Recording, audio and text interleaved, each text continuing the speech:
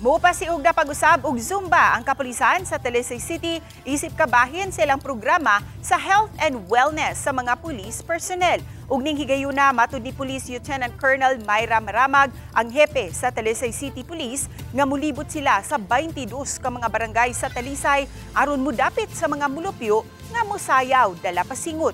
Usa kini silang programa sa pagpaduol ug pakighimamat sa katawhan sa nagkalain-laing barangay. Ang kalihukan gitawag og Zoom Barangay, pinanguluhan ni Maramag. Ila kining himuon sa adlaw nga Martes ug Huwebes matag 4:30 PM hangtod 5:30 PM. Matud pa ni Maramag nga sila ang mupasiugda ug modapit sa komunidad nga mag-ehersisyo kay makatabang kini og dako sa panglawas. Asoy pa niya nga pinaagi sa pakighimamat sa katawhan ilang mahibaw-an kung unsa man ang sitwasyon sa dapit ilabi na sa natad sa kahapsay ug kalinaw.